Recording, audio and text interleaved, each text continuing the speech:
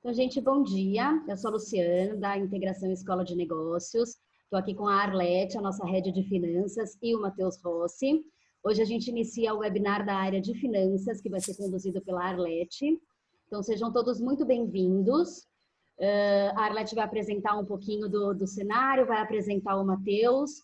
Qualquer dúvida, questionamento que vocês tenham, fiquem super à vontade para interagir através do chat. A gente faz toda essa interação online e se surgirem questionamentos posterior, também fiquem à vontade. Tá bom? Bem-vindos. Arlete, é contigo. Obrigado. Obrigada, Luciana. Bom dia a todos. Sejam muito prazer estar aqui com vocês para a gente compreender junto os impactos dessa crise global, né, que é o Covid-19, que representa uma ameaça não somente à saúde das pessoas, mas à economia e a todos os seus agentes.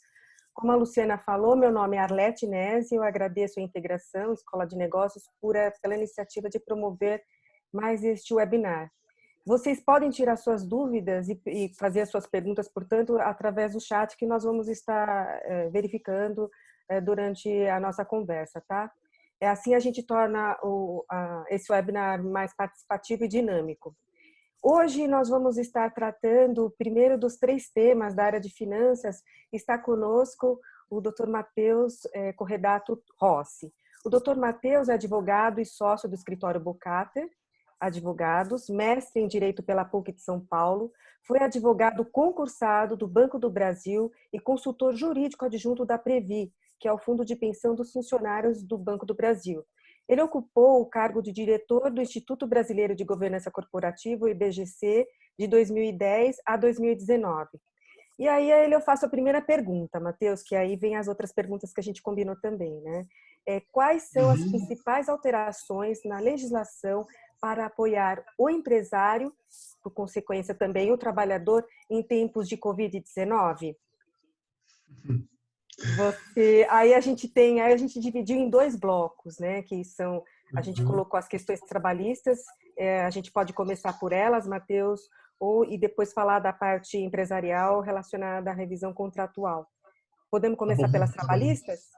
Então, Podemos. A primeira pergunta que eu tenho é a seguinte: houve novas regras trabalhistas aí que obrigam o empregador a pagar alguma ajuda, né? Dentre as regras que foram colocadas aí, existe alguma que obriga o empregador a pagar alguma ajuda de custo em caso de teletrabalho ou fornecer algum equipamento necessário nesse novo contexto?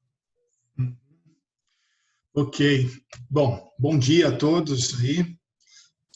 Obrigado aí agradecendo o convite da Arlete e da Integração para poder estar aqui com vocês nessa manhã. E a gente tem que deixar aberto o nosso volume aqui, toda hora fica aparecendo aqui no e-mails, depois que vai fazendo esse barulhinho aqui, né? Mas vamos lá. A ideia, então, de falar sobre as principais alterações na legislação nesse momento do enfrentamento dessa crise econômica, né, que todos estão presenciando aí. Quando a gente começou a falar desse webinar, lá no começo de abril, eu falava o seguinte, né, olha, vamos ter que esperar um pouco para a gente montar aqui ou reunir material, porque todo dia estão saindo novas normas aqui para suportar esse momento, para ir pavimentar uma ponte aí, né, para que o empresário, as empresas consigam aí atravessar, manter os seus negócios, manter os empregos, né, as pessoas, seus colaboradores. Então, a gente falava num dia, no outro dia tinha uma medida provisória, no outro dia tinha novas edições. Então, assim, olhando para o público-alvo aqui do webinar, eu acabei reunindo um conjunto de alterações, né, que foram editadas recentemente. O trabalhista é uma que você já começou puxando aí pelas perguntas. Então, a gente pode fazer um apanhado e vou responder essa sua indagação aí no contexto dessa nossa apresentação, né? Então, deixa eu colocar aqui, vai ser como que está estruturada essa nossa exposição aqui. Está aparecendo aí? Tá, né? Tá.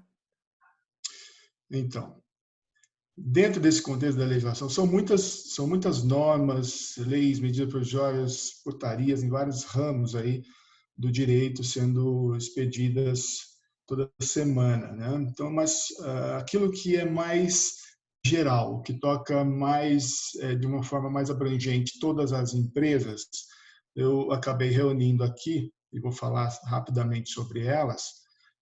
A legislação, as novidades na legislação trabalhista, novidades na legislação tributária, tem uma novidade pontual na relação societária, para permitir que as empresas continuem aí, os sócios continuem tocando os seus negócios, já que cada um está aí nas suas casas, no isolamento, cumprindo a quarentena. E também uma palavra aí sobre a legislação civil, que embora não tenha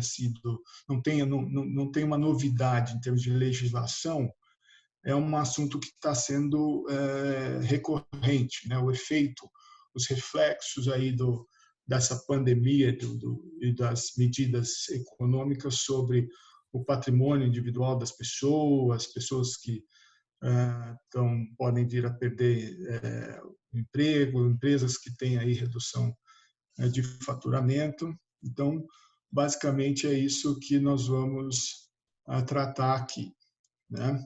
Então, vamos começar então pelo trabalhista, né? Trabalhista, a legislação trabalhista, o destaque aqui são para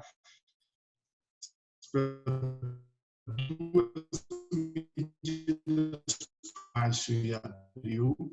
A primeira delas foi que é a medida provisória 927, né?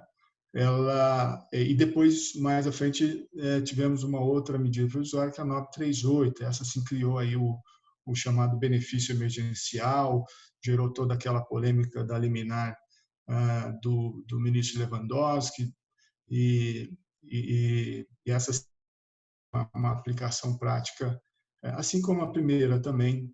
A primeira tratou basicamente temas importantes, já endereçando aí a preocupação para o empresário. O teletrabalho, que você mencionou, ele mexeu com a disciplina sobre o teletrabalho, né, flexibilizando um pouco as regras para a adoção desse teletrabalho de uma forma mais rápida, né, permitindo que o empresário adote esse regime. Está todo mundo aí, a maioria trabalhando de suas casas, então isso é um tema muito presente aí.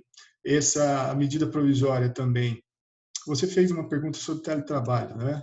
Isso aí. Sim. Sim. Se tem alguma ajuda de custo em caso de teletrabalho. Sim. Não, a medida provisória não trouxe especificamente essa questão de ajuda de custo, mas isso é recomendável, sim, que tenha uma pactuação ali entre empregador e colaborador, de forma escrita, para que se tenha dentro de uma razoabilidade também, né? Existem teletrabalhos que não vão acarretar um custo para as pessoas, outros vão ficar aí plugados num computador, na energia o tempo todo. Então, isso é recomendado, sim, que se tenha aí um ajuste, uma ajuda de custo, que tem um caráter indenizatório, mas ela não propriamente disciplinou isso, né? Deixou para as partes, e o empregador não pode mesmo, então, transferir o risco. Até equipamentos ele teria que fornecer para os empregados, né? Exatamente. Outra coisa que foi falada na MP, na primeira MP, antecipação de férias individuais também, antes mesmo do período aquisitivo, com comunicação rápida para a saída, não mais aquele período, um período de 30 dias de antecedência. Qual é o período de antecedência, Matheus, hoje ficou, pela medida provisória, 48 horas. 48 horas. 48 horas de comunicar a concessão de férias, né?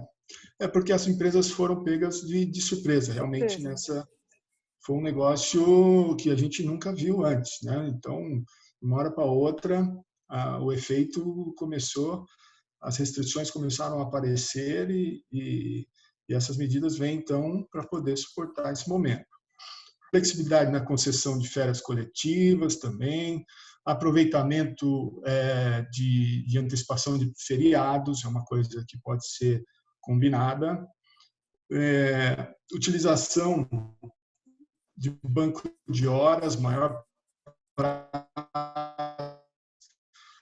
horas positivo ou negativo. Você tem agora 18 meses aí para usar esse banco de horas em forma de compensação.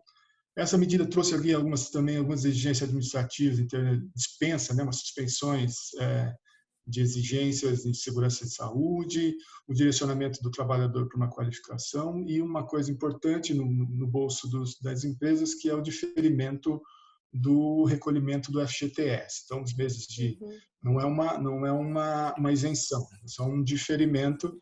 Nos meses de março, abril e maio, esse recolhimento vai ser feito a partir do segundo semestre ali, sem atualização, sem multa, sem juros. Esse foi o benefício aí direto na parte financeira. Tá, então só vai ter uma postergação do pagamento desses tributos nesse período, certo?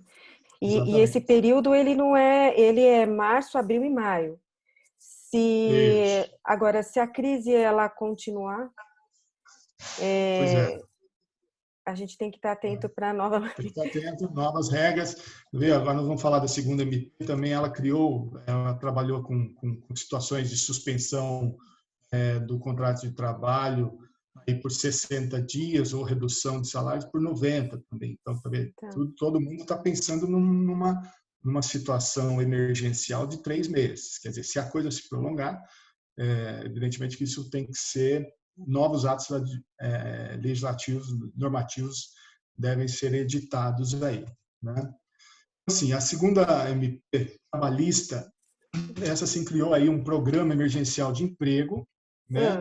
Trouxe aí, tem um caráter social, criou aí o benefício emergencial, né? Possibilitando às empresas duas coisas: suspender contratos de trabalho, né? Ou reduzir salário e jornada. Tem que reduzir os dois, salário e jornada na mesma proporção. E ela trouxe algumas faixas de redução, né? Você pode reduzir de 25%, 50% e 70%, dependendo aí da sua conveniência. E só uma coisa, e é só durante esse período, março, abril e maio? Durante o estado de calamidade pública. Durante o estado de calamidade pública. Se agora em maio o decreto do estado de calamidade pública acabar, essa excepcionalidade também cai, né? Entendi. Mas isso que foi, por enquanto, é o que está valendo, né? Vai até o final desse prazo, 90 dias aí para redução de salário, 60 para suspensão. Redução de salário, além do financeiro do salário, da redução, você tem um correspondente também, uma redução dos recolhimentos de impostos, na mesma proporção, né?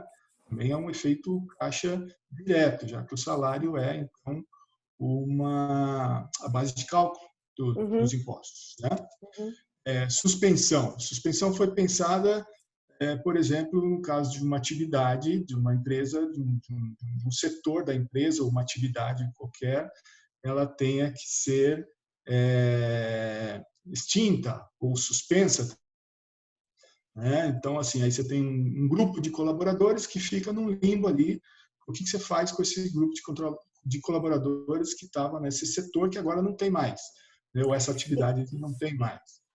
Então, a justificativa, né, que explique essa suspensão, ela tem que ser objetiva ou é uma arbitrário do empregador? Eu entendo que essa atividade ela pode ser suspensa, eu quero. Como funciona? É discricionário. Discricionariedade do empregador. Né? Então, ele pode, por exemplo, privilegiar, suspender alguns contratos de um grupo de colaboradores aí que estejam num grupo de risco, por exemplo, da doença, né? Então, querendo preservar, você cria vou colocar os seus contratos com suspensão, né? Você vai ter aí a contrapartida que a lei oferece, então, que é o benefício emergencial. Então, só como eu falei, essa medida provisória de suspensão e redução, logo que ela foi editada, foi promovida ali uma ação direta de constitucionalidade distribuída lá no Supremo, e o ministro Lewandowski já deu ali uma liminar dizendo que os sindicatos tinham que participar de qualquer negociação envolvendo redução ou suspensão do contrato, né, de cara. E na semana passada a gente teve, então, o plenário do Supremo no sentido contrário, não referendando, então, essa cautelar, restabelecendo, então, o texto da MP na forma como ela foi editada, então, possibilitando negociação, né? Negociação mediante, com alguns colaboradores, a negociação individual, e com um grupo de colaboradores, aí sim, com a participação do sindicato, né? A contrapartida dessas medidas para o trabalhador, então, é o recebimento de um benefício emergencial, benefício custeado aí com recursos da Da União. União. A União que está entrando aí com o aporte aí. Né? Diga. Matheus, mas ele vai obter, você vai explicar isso, mas eu vou antecipar essa pergunta. Ele vai fazer, a empresa vai viabilizar esse acesso ou o próprio trabalhador através da internet, por exemplo? Como que ele vai... A empresa vai comunicar, a empresa vai fazer essa comunicação, tem toda a tramitação via ministério, em que ele vai saber que o seu contrato está suspenso e vai, mediante a comunicação, ele já vai ter lá, vai poder dar entrada no benefício emergencial, vai poder receber. Né? Então, o próprio trabalhador... vai fazer essa informação. Tá, a empresa vai fazer a informação, né? E o empresário e o trabalhador é que vai acessar porque ele recebeu essa informação de que a empresa tomou essa medida. O trâmite, o procedimento, isso aí vai estar sendo implementado agora, né? O que a legislação fala é que a empresa tem que comunicar. Tá. Então, a informação que aquele empregado está naquele regime de fazer jus ao benefício emergencial, essa informação já vai ter lá para o Ministério, né? E aí, então, ele pode fazer jus e receber aí o benefício. Outra contrapartida para o empregado é também a estabilidade, né? A estabilidade pelo período em que essas medidas forem implementadas. Então, 60 dias de suspensão, 60 dias de estabilidade, 90 dias de redução, 90 dias também de estabilidade. Mas, assim, desculpa. Pode falar. Esses 60 dias é durante os 60 dias em que ele tiver com esse benefício do governo ou posterior? Então, encerrou esse período, o estado de calamidade, onde o empregador ele fez uso dessa MP. E aí, se foi durante 60 dias, então ele depois desse período ele tem 60 dias? Ou Isso. é esse? Ah, tá. Isso, adicional, Nesses 60 dias ele está com o contrato suspenso. Né? Essa suspensão também pode ser parcelada. Pode dar 30 agora, depois 30 mais à frente. Mas, encerrado esse período, ele vai ter a estabilidade pelo tempo em que o contrato dele de trabalho foi alterado, né, por força da medida provisória. É uma estabilidade que não impede aí a demissão, né? Vamos lembrar. No caso, o empregado ainda pode ser demitido aí sem justa causa nesse período, mas por força da estabilidade gera aí um valor indenizatório para ele, né? Essa que é a contrapartida. Então, assim, para resumir, redução de jornada... Matheus, assim, se existe a possibilidade de haver demissão sem justa causa, eu não entendi a estabilidade. A estabilidade ela é trocada por um valor pecuniário. Tá. Né? Aquela justa causa em que ele ia pagar verbas rescisórias prevista na legislação, adicionalmente a uma indenização, porque ele está num período de estabilidade. Tá. Então, é a contrapartida.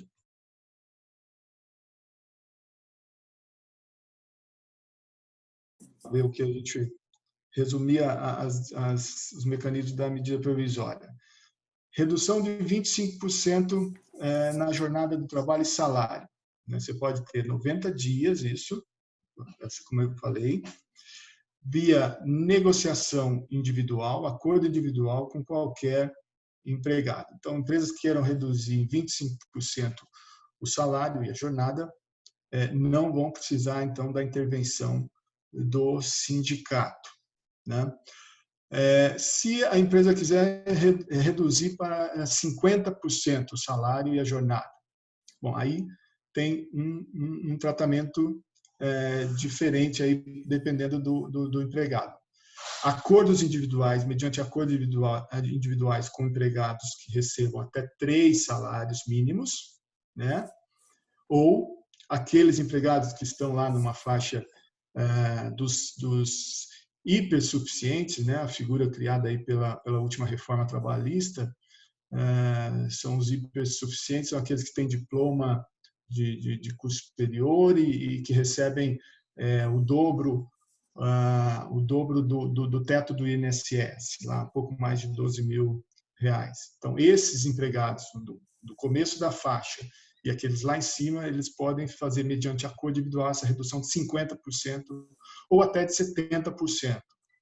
Já os empregados que ficam nessa faixa, né, acima de 3 e abaixo dos hipersuficientes, eles precisam, essa negociação de redução de 50% e 70% precisa ser, então, contar com a anuência do sindicato. Para 25, não precisa, mas para 50 e 70 precisa.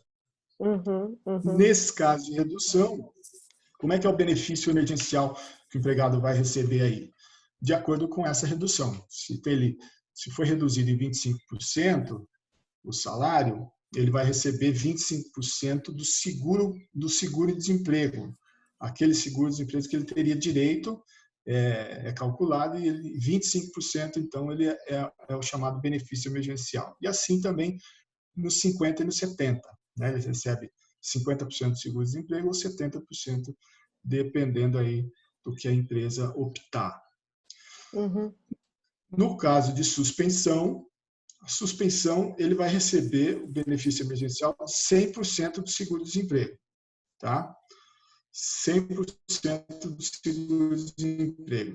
Também mediante acordo individual, para essa faixa dos empregados até 3 salários mínimos e para os hipersuficientes, e aqueles que estão aí com uma remuneração nesse meio, obrigatoriamente a anuência do sindicato. Entendi.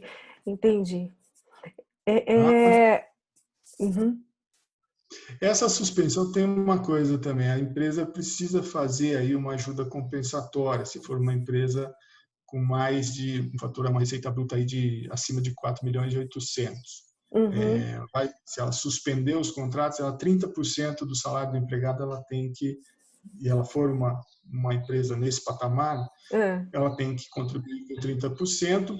Já aí, nesse caso, o benefício emergencial passa a ser 70% do seguro-desemprego. Tá? Matheus, eu posso passar para a próxima pergunta, se a gente já cobriu essa... Vamos, tá. Podemos. Eu vou encerrar aqui, só que eu marquei aqui. A integração fez um webinar na semana passada com o professor José Carlos Giudice, com o nome, o webinar chama Alternativas para Evitar Emissões. O professor José Carlos, ele foi um webinar só de trabalhista, então ele ali esmiuçou bastante esses benefícios e a forma como as empresas podem trabalhar esses benefícios. Vale a pena assistir lá na plataforma da integração. Né? Que bacana. Vamos passar... Mas eu queria fazer aquela pergunta ainda com relação a essa flexibilidade, né, que existe nos contratos de trabalho, com relação à jornada do trabalhador em home office. Como que, havendo essa possibilidade do trabalhador ele estar em casa, né, que é o que a gente está fazendo hoje, né, também, todos, na verdade, né, em isolamento, como é que o empregador ele controla essa jornada do trabalhador em home office? Não controla, né? essa é uma situação que pode gerar aí um passivo, né?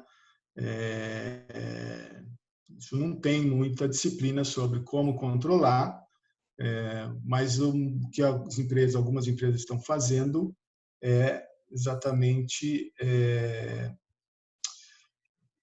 fazendo contratações, demandas por tarefas, né? E dentro daquelas tarefas, ela tem ali imagina-se já calculado quanto tempo vai se gastar por aquela tarefa, então é uma forma como ela tem. Então, para aquele dia foram encomendadas essas tarefas diárias, Entendi, aquele entendi. montante. É a forma de se controlar isso daí, né? Aham, aham. Podemos passar para alteração na área tributária? Podemos sim. Você já quer falar? Eu vou fazendo as Isso. perguntas e também os participantes fiquem à vontade Tá, para fazer as perguntas, né? Mas eu tenho as minhas aqui, pode tocar. tá bom. Na área tributária, também uma área cheia aí de novidades e edições de medidas provisórias, leis, portarias, na esfera federal. Basicamente, todas elas envolvendo aí diferimento, assim como o FGTS, que a gente falou, um diferimento aí de tributos, redução de alíquotas, redução de tributos para bens aí voltados aí produtos médicos, hospitalares. Aí você tem também medidas relativas à prorrogação de certidões, de validade de certidões negativas. Você tem aí disposições sobre suspensão de prazos, que o contribuinte tem ali para questionar um ou outro tributo. Basicamente, um conjunto de alterações nesse sentido aí. Então, medida provisória 927, que a gente mencionou para o Uhum. trabalhista, a suspensão do FGTS aí por 3 meses. A mesma medida provisória, ela prorrogou por até 180 dias aí a validade da certidão negativa de débito, a CND. Nessa esteira aí, a Receita já editou as portarias, aquelas certidões que tinham a vigência até março foram prorrogadas aí por mais 90 dias. O Estado de São Paulo também já prorrogou as certidões que estavam vencendo esse mês de abril, né? Uhum. Tivemos também aí na semana passada a edição da lei decorrente da conversão daquela MP do contribuinte legal, que surgiu aí no final do ano passado. Uma MP, uma lei agora que estabelece regras aí de renegociação de dívidas tributárias, né, dos contribuintes, da União. E já Ou existem as seja, portarias. ou Oi? seja, assim, a gente pode entender que não deixa de ser uma oportunidade para quem já estava com problema antes da própria crise e aproveitar para organizar suas finanças, né, as questões tributárias, com todas essas aberturas, né, que o governo está dando. Sim, Você entende assim? sim, e expressamente possibilita o débito que já se encontravam então parcelados sejam incluídos nesse parcelamento especial, que pode Ah, trazer também. Basicamente, assim, uma contribuinte paga lá 1 ou 2% de um valor de entrada, que pode ser até parcelado aí em 3 vezes, e uhum, o restante da dívida aí parcelado em 97 meses. entendi. Eu posso ir para a questão das relações privadas? Assim, as empresas têm contratos, as pessoas físicas têm contratos. Vou fazer uma pergunta que... Estamos com o tempo esgotando aí, então eu tinha mais mais umas. Deixa eu só Tá, repassar então aqui o tá. Tá tributário, bom, tá bom. terminar de falar o tributário aqui, ó.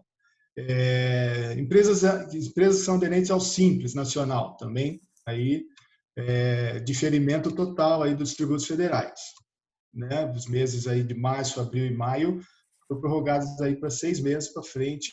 Não é uma isenção, é diferimento, né? Uhum, Também contribuições previdenciárias, cota patronal das empresas, do empregador doméstico, da agroindústria, PIS e COFINS, tudo isso diferido também com esses prazos, recolhimentos lá na frente.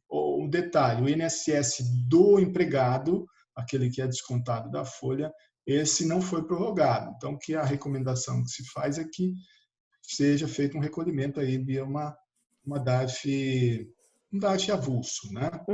Evitar o quê? Evitar questionamentos aí de apropriação indébita por parte do empregador, né? Ou seja, ou seja, é uma série de medidas, eu acho que tem mais coisa aí para você falar ainda do aspecto tributário, que realmente ajudam o empresário nesse momento. Ele precisa ficar atento para lançar a mão dessa possibilidade, né? Porque Sim, sim. certamente os contadores, Sim. eles estão informados, né, para estar dando orientação e fazendo uso dessas, digamos assim, possibilidades, né? Exato, exato. Só mais um destaque aqui na área da área tributária, que foi a isenção, a redução do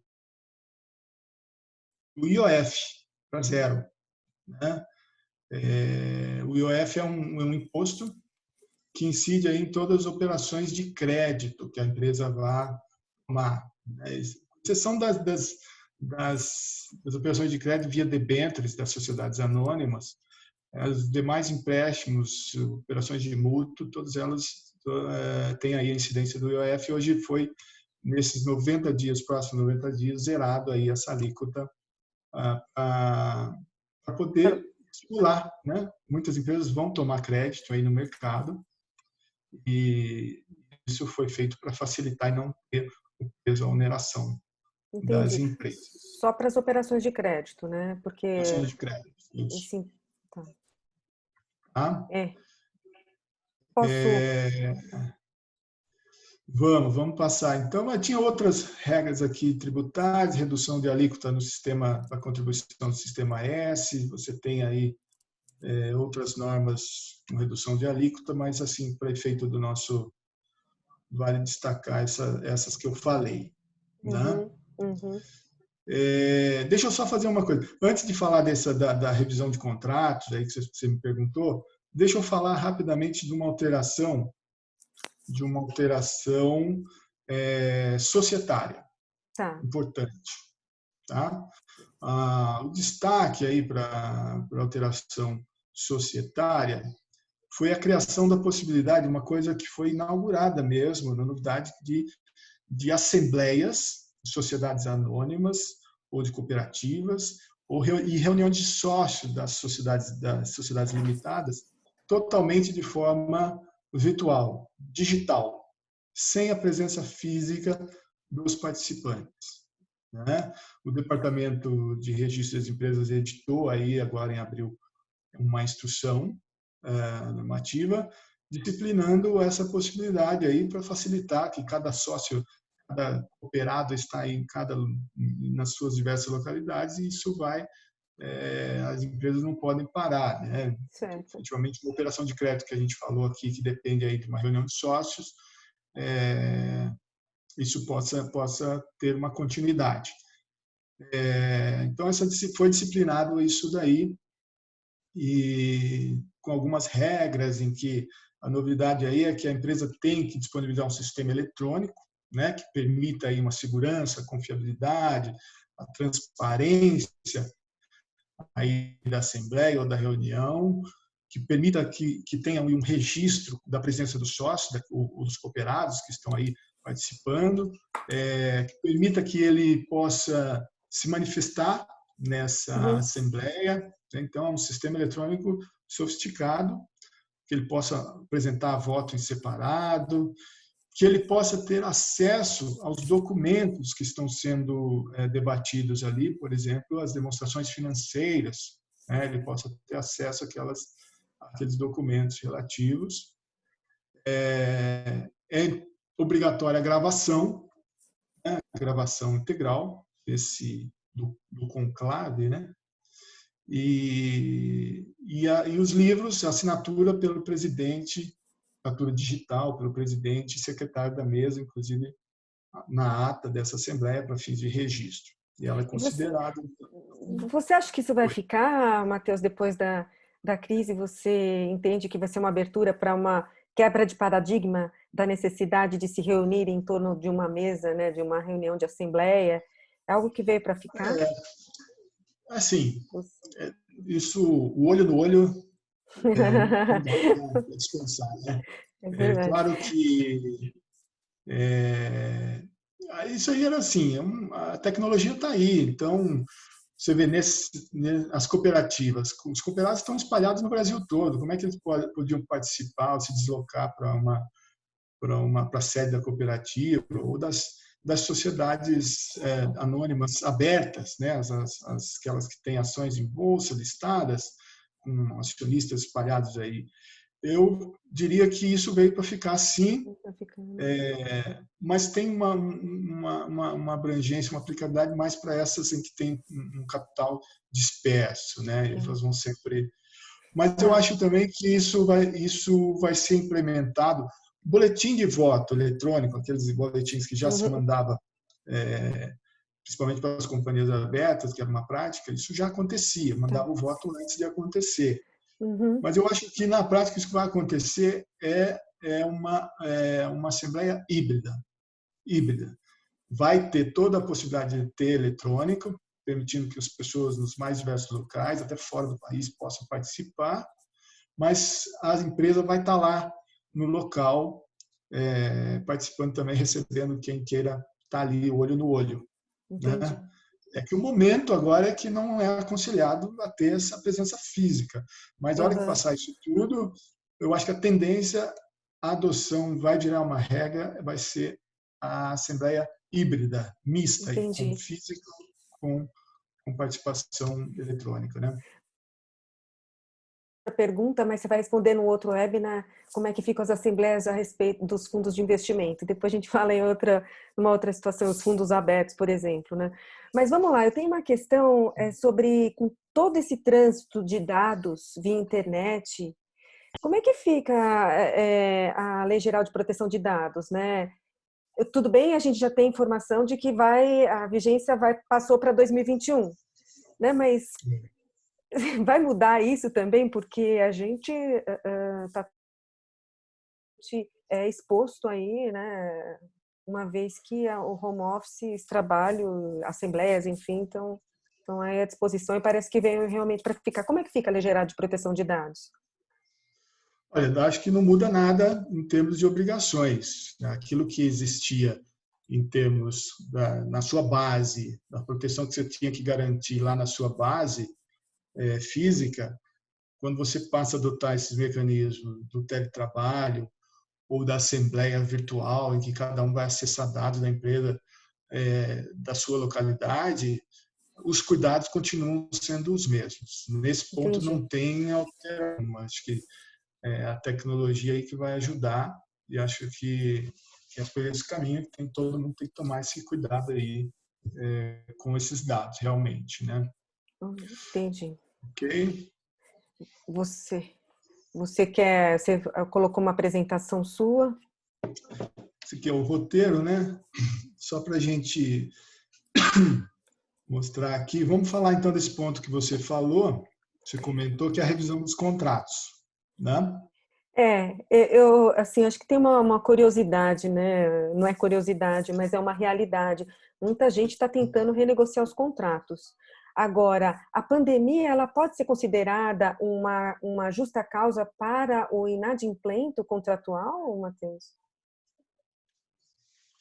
Essa é uma questão cabeça de todo, né? E a gente está lendo e vê aí, às vezes, uma conclusão um pouco equivocada aí, de achar que o efeito da pandemia na sua situação particular, né, isso possa dar o direito de revisar contratos. Não é bem assim, não é bem assim, né? O fato é que ainda não se pode dimensionar ainda esse impacto na economia, mas, de fato, as relações contratuais já estão sendo atingidas, né? Isso é fato. A relação já começa aí com o fechamento de estabelecimentos. A gente vinha aí de uma mudança na legislação aí no final do ano passado, a Lei de Liberdade Econômica, que fez aí, estabeleceu aí princípio, deu uma ênfase ao princípio da intervenção mínima nos contratos, né, para que o contrato seja cumprido na forma como ele foi contratado, em obediência àquela força vinculante dos contratos. Um princípio muito importante aí num regime democrático, né? Aqui se fala da segurança jurídica, será que o contrato vai ser cumprido ou não? A Lei de Liberdade Econômica, que alterou o Código Civil, afastou um pouco a incidência aí dos conceitos de função social do contrato para privilegiar o princípio da segurança dos contratos mesmo, né? Então, só que aí, assim, esse coronavírus, ele foi assim, um acidente de percurso na aplicação da Lei da Liberdade Econômica, porque não deu nem tempo ainda de se ter assim decisões judiciais da aplicação da lei, né, da prevalência aí dos contratos, e já veio esse coronavírus, né, que é uma coisa que afeta todo mundo. Não é um problema da Arlete, do Matheus, é uma coisa geral. E que vai fazer o quê? Se as partes não chegam num acordo, vai fazer com que as questões, as revisões sejam levadas, então, para juízo. Né?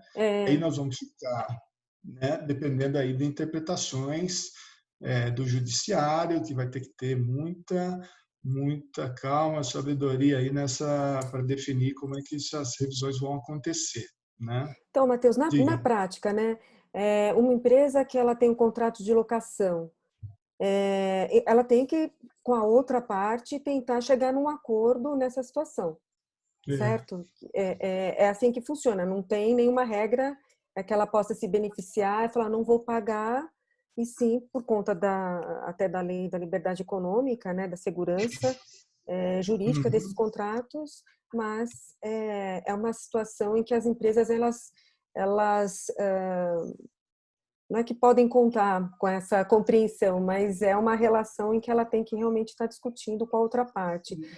É certo isso, né? Essa conversa tem que Não, ocorrer. dá para revisar sim. Dá para revisar porque a pandemia em si, ela pode ser encarada assim, a gente pode dar dois tratamentos para essa situação. A pandemia como um evento de força maior, o caso fortuito, né?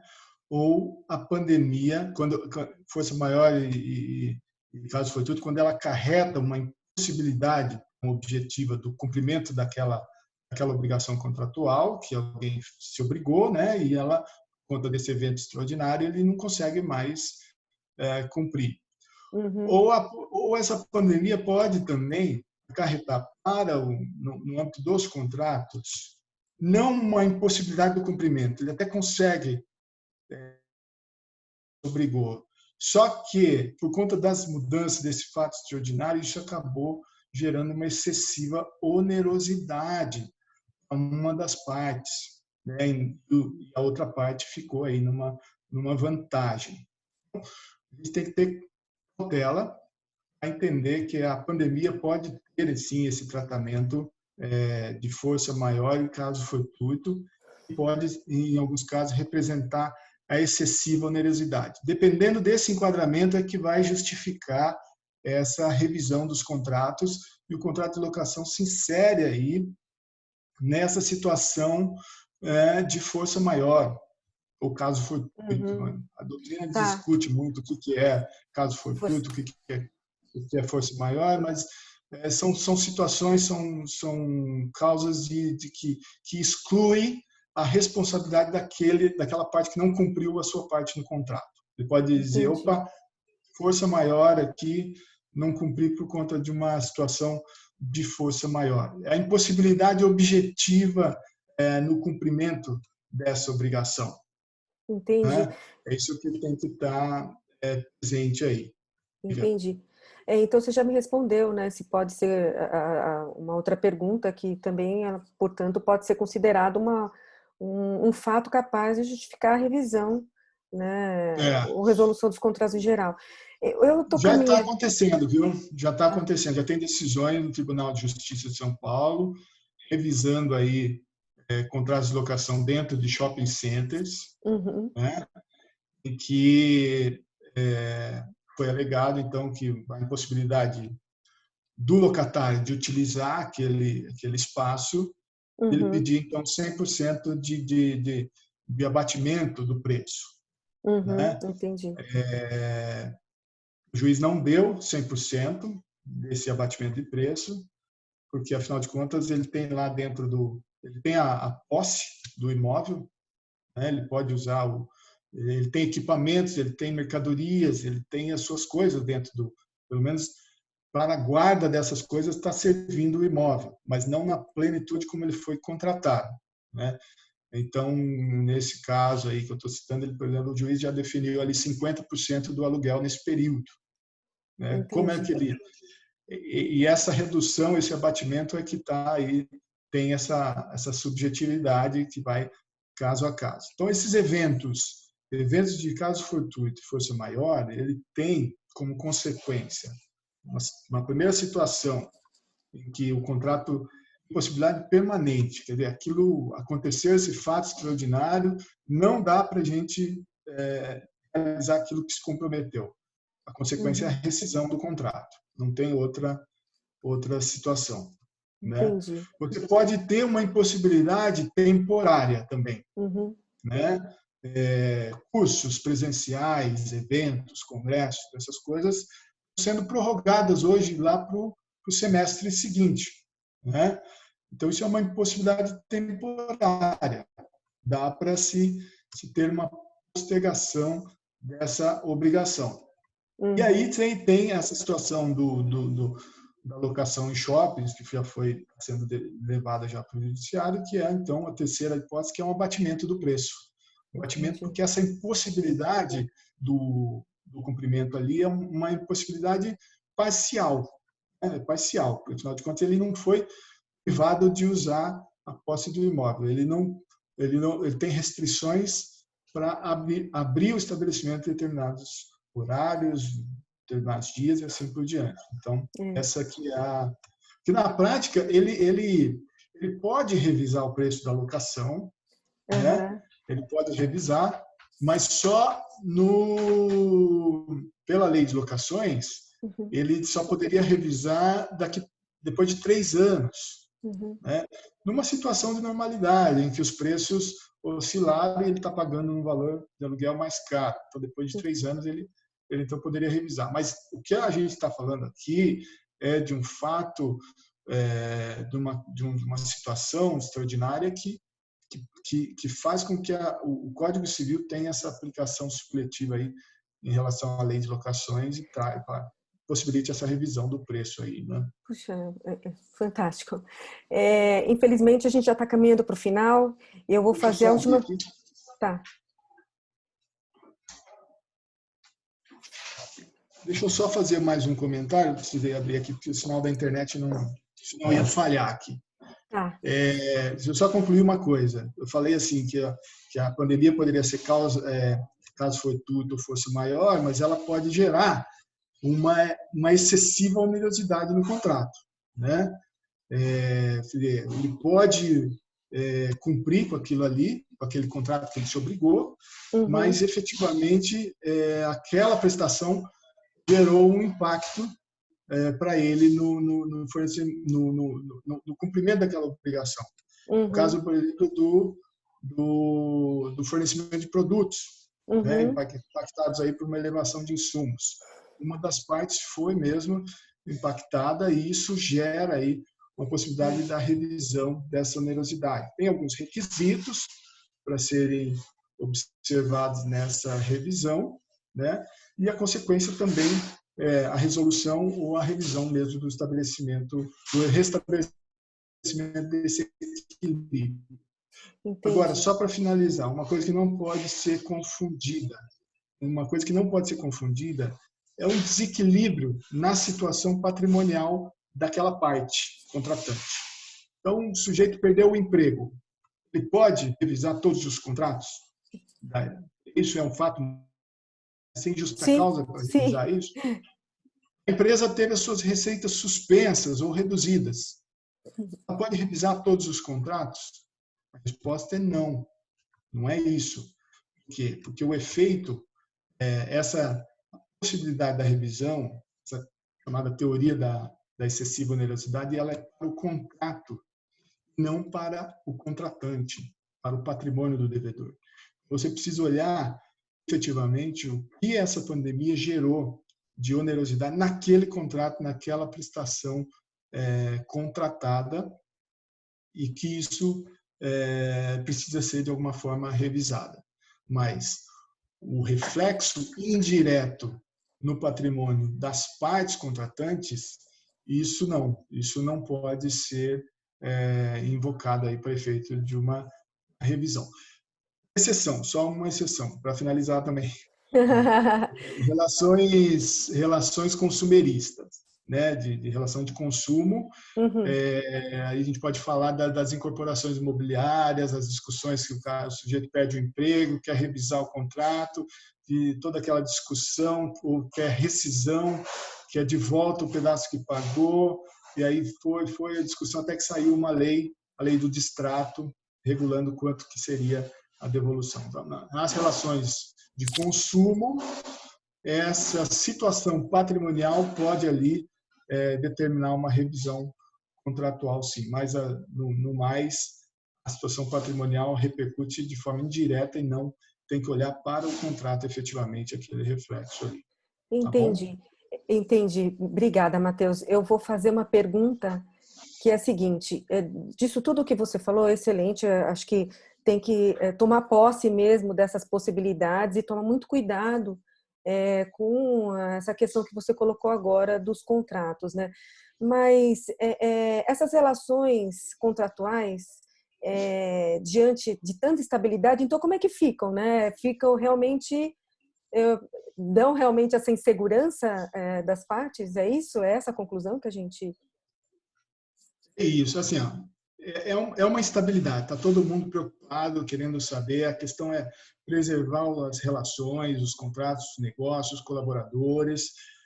Nesse momento, uma situação delicada, a gente tem que ter muita cautela. Então, providências úteis que podem ajudar na sua relação com a contraparte. Avisar. Primeira coisa, avisar imediatamente a outra parte que você tem um problema. Acho que isso vai facilitar uma conversa. Segundo, Só um minutinho, transparência. Né? Matheus. Então, você já está dando as dicas, aproveitando que realmente a gente já estourou o tempo aí com perguntas, mas então, a primeira, né? Você já deu a dica. Coloque, então fique à vontade para Isso. colocar suas dicas, incluir a parte trabalhista e tributária e a contratual. Porque se todo mundo levar as questões para o judiciário vai ter o efeito que a gente está tentando evitar na saúde pública vai acontecer no judiciário, né? Uma avalanche de ações judiciais de revisão. Então, você tem que ter aí parcimônia e negociar com a sua contraparte de uma forma muito transparente, com boa fé e cooperação, né? Que é o princípio aí decorrente dessa boa fé. Avisa já, quando você tem um problema, já avisa a contraparte. É o primeiro passo. Tem um problema aqui. O segundo passo, seja transparente com essa contraparte, quer dizer, descreva o seu problema de uma forma muito aberta e clara. Não vale aqui nessas negociações, tá vendo a pandemia aí? Eu estou com problema. Mas descreva para a contraparte o que essa pandemia, qual é o efeito dela para a sua relação contratual ali, o que isso tem gerado. Olha, os preços dos insumos aumentaram demais porque está tendo um problema de logística, assim, nós temos que revisar isso daqui. Né? E a terceira recomendação seria presente uma forma como você quer encaminhar essa questão. Como é que você quer a solução disso daí? Acho que essas 3 iniciativas assim podem ajudar muito bem facilitar uma negociação, né? Porque o caminho é essa negociação consensual, base em boa fé, que possa então conciliar os interesses em jogo, preservando as atividades e as partes contratantes, né? E aliviando o caixa, que é Aliviando o caixa, foco aqui. Bom, com certeza. Matheus, a gente está indo para o final mesmo. Eu só quero confirmar com a Luciana se eu posso já ir realmente para a finalização. Pode ser, gente. Até Posso. porque a gente já está com o tempinho um pouquinho estourado. Tá bom. Tá bom? Tá bom.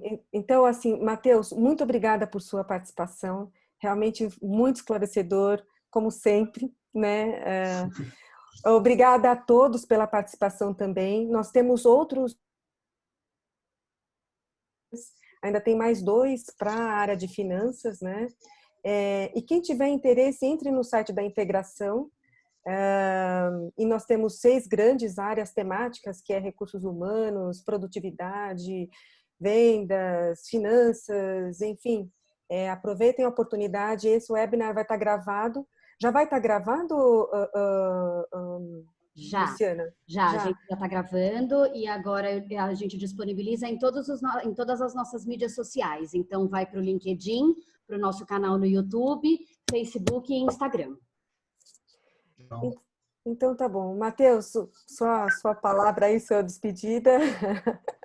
Não, quero só finalizar agradecendo o convite, fico à disposição. Você já falou que vai ter um outro webinar aí de fundos de investimento, eu não estou sabendo disso. Não, é uma história para um outro webinar, mas eu fiquei curiosa também para saber com relação às assembleias.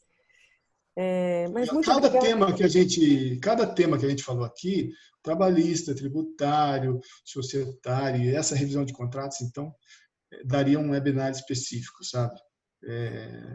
Um tema muito mas você rico, deu ganchos importantes, isso vai ficar no YouTube, enfim, as pessoas vão poder acessar e depois tirar dúvidas da forma como for importante para elas também. Muito obrigada a todos e nos despedimos aqui até o próximo webinar, que vai ser na próxima segunda-feira, pelo menos da parte de finanças às 14 horas, com a economista Regina Couto.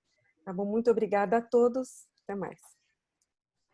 Muito obrigada, tchau. Gente. Obrigada, Arlete. Obrigada, Matheus. Ótimo final de semana e nos vemos então na próxima semana em outro webinar. Obrigada. Tchau, tchau. Tchau, Matheus. Tchau.